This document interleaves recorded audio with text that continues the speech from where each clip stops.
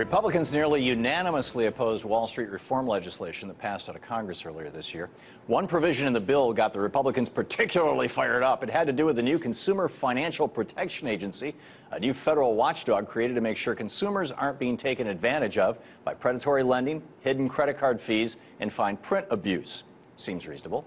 But Republicans wanted certain financial industries exempted from the oversight of this consumer protection agency, industries like payday lenders and debt collectors. Ultimately, the Republicans lost for once this year, and the exemptions were not included in the final bill. Good thing, too, because out in Pennsylvania, a new lawsuit contends that a debt collection agency in the state used fake police officers and a made-up courtroom to trick people into paying off their debts or being arrested by a fake debt squad. Following this bizarre incident, how can it be argued that we don't need more oversight in our financial industry? Joining me to discuss this issue is Dan Gaynor, Vice President and T. Boone Pickens Free Market Fellow at the Business and Media Institute. Dan, welcome back. It's a pleasure to be back, and it's amazing we're talking about something that is already probably covered by so many criminal statutes that we could spend 5 minutes listing them. Fraud, kidnapping, impersonating not just police officers, but they impersonated a judge if they really did this. Yeah. There's plenty of laws to lock them up. Yeah, I know. I absolutely agree with you, Dan. You don't need more regulation. We've already got the entire law library of Pennsylvania to handle this. What I think we're seeing here is the classic, like with cockroaches or mice. See one, count 10. How many other agencies are doing this thing? For example, Al Franken passed or tried to introduce into the Senate bill, I think it was 3888, which would regulate the debt collection industry and require notices of who the debtors were. It was a fair amount of actually good information. Never, to the best of my knowledge, never went anywhere. But he proposed it because a constituent of his got the following. Is a 33-year-old woman. Her name is Romonda Lucas. Got the following call, and this was one of a long series of identical messages on her home answering machine as a result of falling behind on her car payments. Take a listen. You piece of shit. You did not return my call. You mother. You don't deserve to live in this country. Why don't you pack your shit and go to the jungle that you belong? You rape, you steal, and you distribute drugs to everybody. You motherfuckers should pack up and go back to the jungle. Sorry, I voted for that president. You know what? Maybe one or two of you are good. Rest of you don't worth a dime. You all got to go to hell, you motherfuckers. Now, it turns out the reason that Franken proposed this legislation is there's nothing illegal about that phone call. That kind of harassment happens by debt collectors all over the United States to people. That turns out that kind of call is more the rule than the exception. Well, I disagree with it being the rule over the exception, Tom. There is a debt collectors association. There are people, and they actually push not only for regulation, but also for ethical guidelines. No, they push back against the regulation. No, but they have ethical guidelines. You look at their. They've got a whole standard of ethics that call the other thing. We'll do it ourselves. Both violate already. I mean, and here's another one. This was legally. Based on some of the feedback I get from the left, that call is not really that unusual. Well, we do have free speech. You ordinarily are a pro-free speech guy. Here's another one. This debt collector, checked out this person's Facebook page, discovered that they had a daughter, and left a message saying, "Your beautiful daughter. Wouldn't it be terrible if something happened to your kid while the sheriff's department was taking you away?" As a way of, these scare tags. That's actual harassment. That there are laws against that. Yeah, that particular statement. That's a threat. But we already have laws against that. Why not just lock this down? Why, for example, why not say that these agencies, here are the parameters in which they have to behave. They have to tell people how much the original debt was. They have to tell people how much the fee is that they're making. They have to tell people that they have the legal right to say, no, you can't call me anymore. These are the things that were in the Franken bill that the debt collection agencies, that this trade agency that you're talking about, I forget the name of it, actually fought tooth and nail, successfully. What's wrong with these things? What they're fighting is, again, massive government regulation, which makes this whole situation even more expensive. What's wrong with government regulation of people who can harass you? People look at the credit card fee, you know, the whole credit card bills earlier, the credit card regulation. What it did said, oh, we're trying to help people.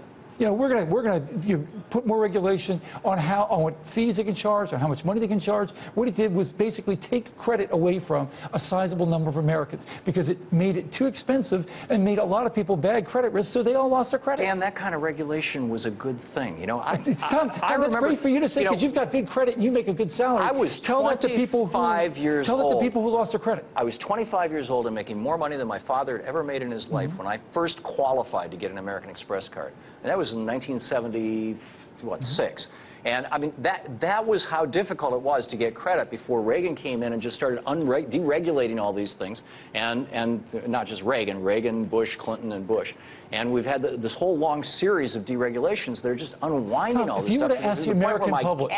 My cat, Dan, got a credit card application. That's because somehow your cat's somewhere in some crazy... It's because my cat is registered as a Republican. Yeah, okay, well, there you go. My cat contributed $5 to the McCain campaign. But see, that's I wanted to get on the mailing list. But you deliberately put somebody in a mailing list, put a cat on the mailing list, and then complain the cat gets mail. Why is she getting... No, why is she getting mail from... Why is she getting a getting a pre-approved credit offer? I mean, because she donated money.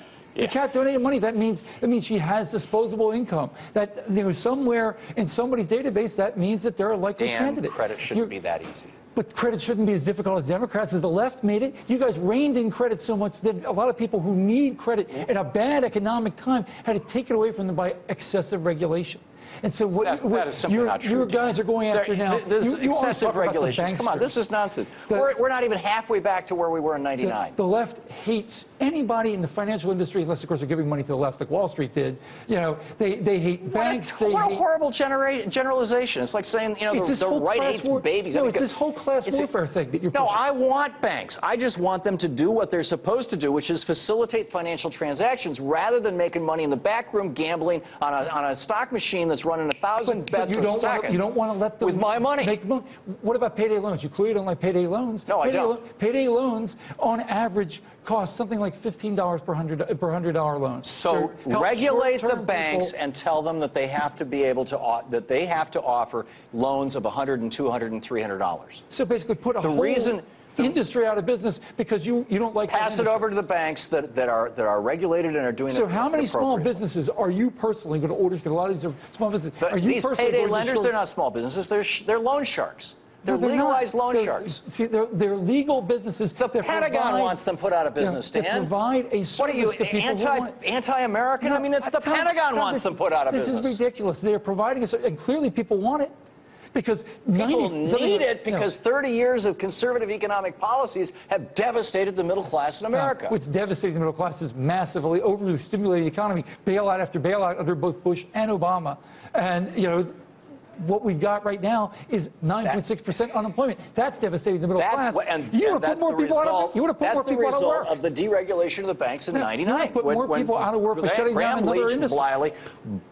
Blew a hole in Glass-Steagall, and therefore the banksters could start gambling. And guess what? We went from 0 derivatives to $600 trillion worth of derivatives, according to the Bank of International Settlements. That had nothing to do with Democrats, and that was as a direct consequence of the deregulation as a result of Glass-Steagall. But Dan, you always want to shut down businesses and regulate more business, and you were a small businessman. That scares me. Okay, well, sorry you're frightened, Dan. Glad to have you here, though. Thank you. The Consumer Protection Agency is a good first step to stop abuse by the likes of Unicredit America and Erie, Pennsylvania, but there's a bigger picture in this story. That is, how do we address a problem like debt in a country that's now $14 trillion in debt? A country where banks sell debt. A country where debt is frankly now the norm. We have a culture of debt in the United States. And as I mentioned to Dan, I'm old enough to remember, it wasn't always that way. How did we get here? How did this happen? This is really something that if you look at the entire 230-plus year history of the United States, has only happened in the last 30 years. Why? Well, could it be because from literally the founding of our country until the 1980s, as productivity went up, as corporate profits went up, wages went up. And in 1980, they separated, and wages flattened out, and they have been flat for 30 years. In fact, people are making less now than they were 30 years ago in inflation-adjusted dollars. But productivity and corporate profits and money at the top continue to go up. So how did people fill in that gap? They used debt. They started out by putting things on their credit card. And then when they ran out of their credit cards, they started using their homes as ATM machines, and the banks were only too happy to oblige since they'd been deregulated by Phil Gramm and the Republicans, and they could run this whole scam. Reaganomics stopped wages from rising and led to this desperate search for something to fill in the gap in between. And then they came along and they said, you know, well, now let's reform the bankruptcy law. Traditionally, people were at least allowed to declare bankruptcy. And I mean, we're a country where half of all bankruptcies in this country are the result of somebody getting sick, and fully another third of them are the result of a woman getting divorced. And yet they come in and say, oh, we're going to reform the bankruptcy laws. What happened to the idea of having a social safety net that people could fall into and not fall through? What happened to the idea of saying to people like Henry Ford and Thomas Edison, you can declare bankruptcy? Ford declared bankruptcy either 7 or 9 times. You can declare bankruptcy and get up and dust yourself off and try it again. Donald Trump declared bankruptcy, for goodness sakes. But not anymore. Well, I guess maybe if you're a billionaire. But the rules have just gone totally nuts. We need to bring back real jobs by changing our trade policies and good wages, and we need to reform our bankruptcy laws and regulate debt collection to bring back sanity, fiscal sanity, to this country.